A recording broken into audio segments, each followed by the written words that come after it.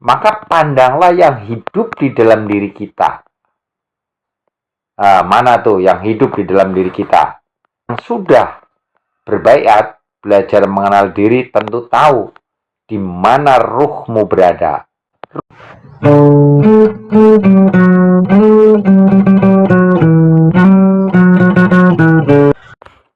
Assalamualaikum warahmatullahi wabarakatuh. Makrifat yang cukup dalam, yaitu mengenai ruh. Di Al-Quran disebutkan bahwa ruh itu adalah rahasia Allah, kecuali sedikit yang diberitahu. Jadi sedikitnya Allah itu sangatlah banyak bagi kita manusia. Karena sedikit bagi Allah tak terhingga bagi kita.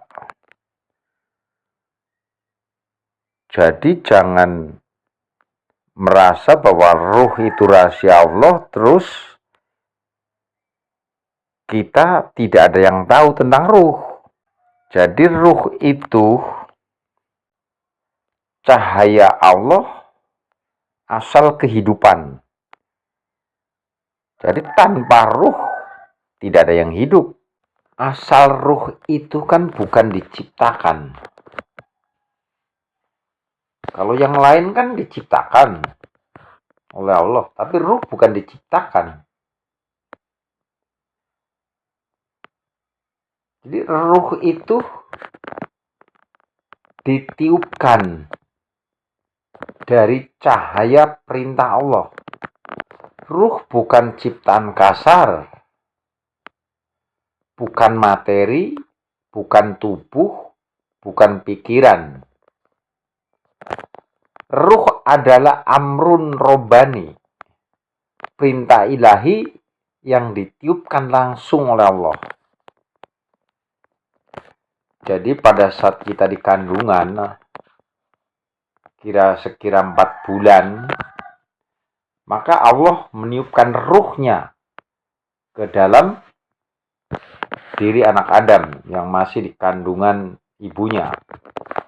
Ketika Allah berfirman, aku tiupkan ke dalamnya ruhku, cahaya kehidupan yang bersifat suci, bening, dan tidak tersentuh dosa.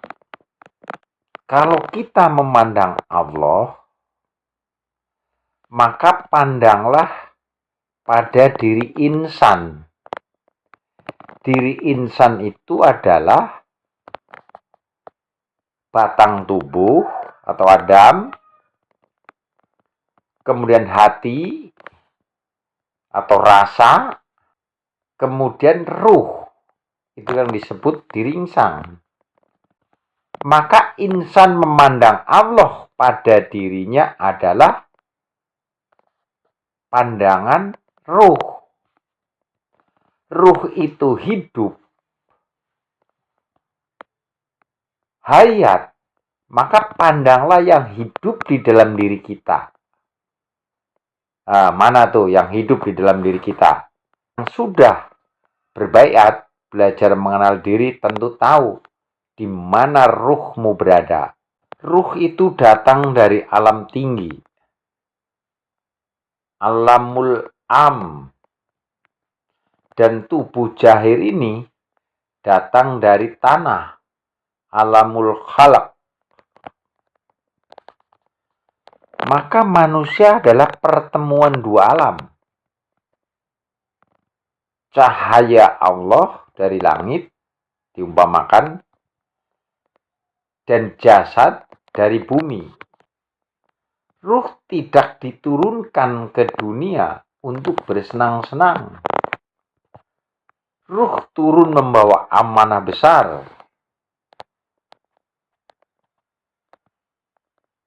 Ruh itu sudah mengenal Allah sebelum turun ke jasad. Di alam ruh namanya. Berkata kepada Allah bahwa betul Engkau Tuhan kami ya Allah.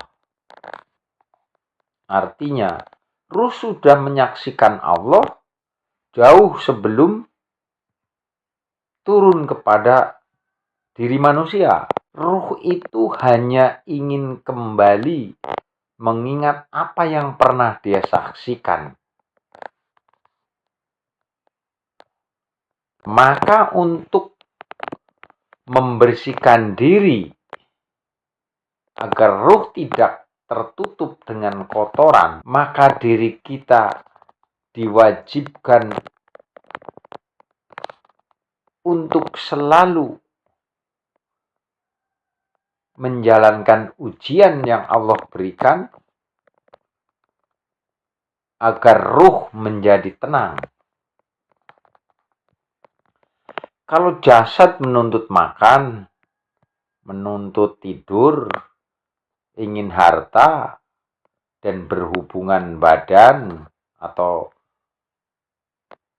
nafsu, sedangkan ruh itu menuntut selalu mengingat Allah, selalu taat. Nah, maka di dalam diri kita itu ada semacam tarik-menarik. Satu sisi ruh menghendaki ke Allah, karena ruh selalu rindu kepada Allah. Maka dia kalau diingat, kalau kita mengingat Allah, ruhnya menjadi tenang. Sedangkan jasad menghendaki kehidupan duniawi. Pertama, tirai nafsu. Baik nafsu syahwat, nafsu keinginan duniawi,